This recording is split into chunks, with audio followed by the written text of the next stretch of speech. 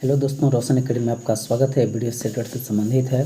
तो आज हम बताने वाले हैं ईवीएस के अंतर्गत जो भी क्लास 4 के अंतर्गत एनसीईआरटी बुक में जो दिया गया है सभी को निचोड़ आप लोग के सामने बारी बारी से दिया जा रहा है। तो पहले भी आपका कुछ भाग करा दिया गया है और आपको आज पार्ट 21 में हम करा रहे हैं, जो कि आपको पहले 20 पार्ट तक आपको दे दिया गया है। आपको देखेंगे जा कर के यूट्यूब पे आपका वीडियो पड़ा हुआ है, वहाँ पे आपका देखने को मिल जाएगा। क्लास 3 क्लास 4 को बारी बारी से आप यहाँ पर देख सकते हैं।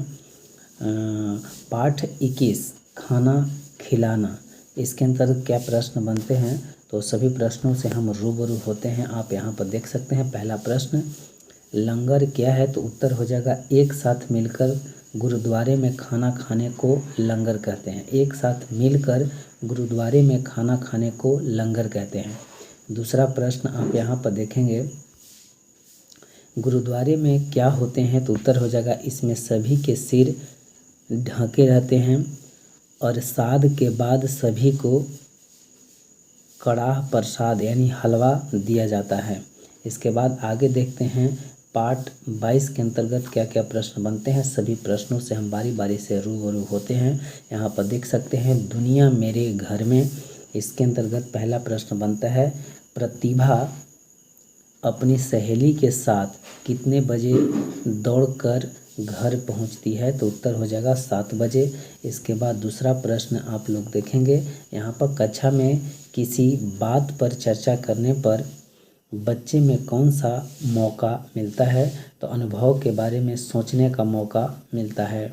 आगे देखेंगे पार्ट 23 के अंतर्गत पोचमपल्ली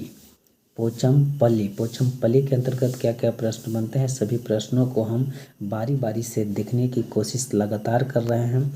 आप लोग एक बार अपने दोस्तों के पास शेयर करें और अगर मेरे चैनल पर नए हैं तो मेरे चैनल को सब्सक्राइब करें और बेल आइकन को दबा दें ताकि आपको सबसे पहला नोटिफिकेशन प्राप्त होगा।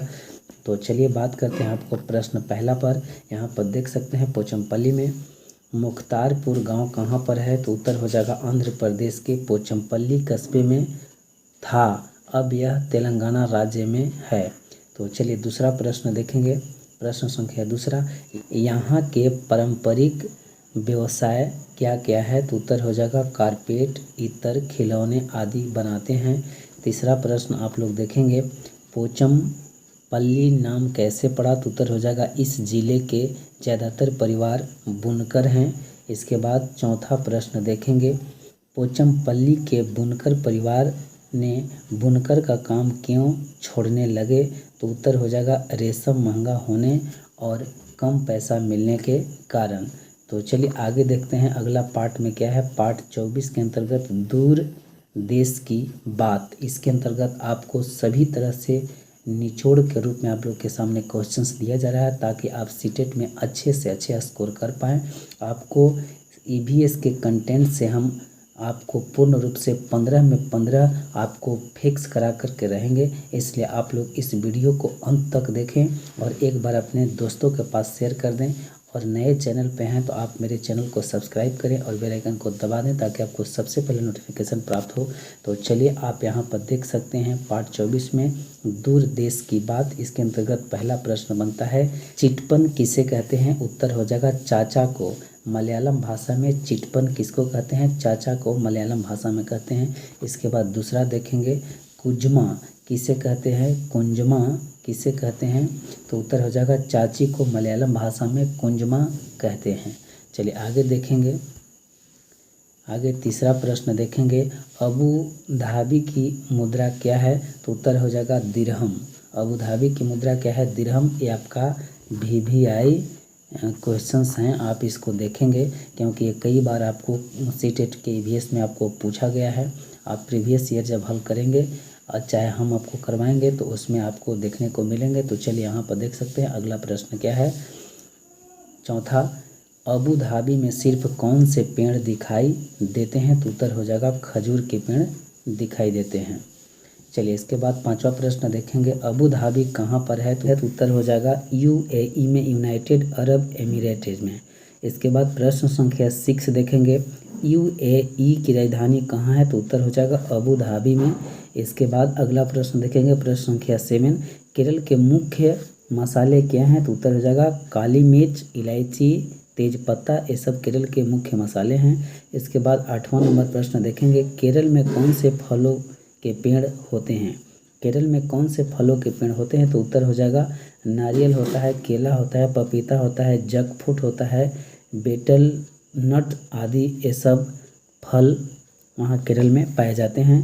तो आप देख सकते हैं यहाँ पे। अगला प्रश्न देखेंगे, प्रश्न संख्या 9, अबू धाबी और उसके आसपास के देश कौन से इलाके में है?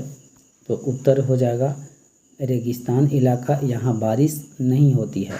चलिए अगला प्रश्न देखेंगे, प्रश्न संख्या 10 में, रेगिस्तानी रेतीली ज़मीन के नीचे क्या पाया जाता है? तेल पाया जाता है, इसलिए वहाँ आसानी से पेट्रोल मिल जाता है। चलिए आगे देखेंगे, प्रश्न संख्या 11, अबू धाबी में ज़्यादातर कौन सी भाषा बोली जाती है? तो उत्तर हो जाएगा अरबी भाषा बोला जाता है। इसके बाद प्रश्न संख्या 12 में देखेंगे, अबू धाबी की जलवायु एवं मौसम कैसी है? तो शुष्क एवं अत्यधिक गर्म है।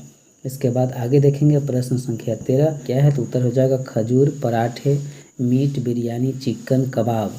चलिए आगे देखेंगे, प्रश्न संख्या 14, केरल के जलवायु एवं मौसम कैसी है? तो उत्तर हो जाएगा गर्म एवं नमी युक्त है। आगे देखेंगे, प्रश्न संख्या 15 में, केरल के लोग का खान पान क्या है? तो उत्तर हो जाएगा इडली, डोसे, उत्तपम, मछली, ये सब वहाँ के खान पान हैं।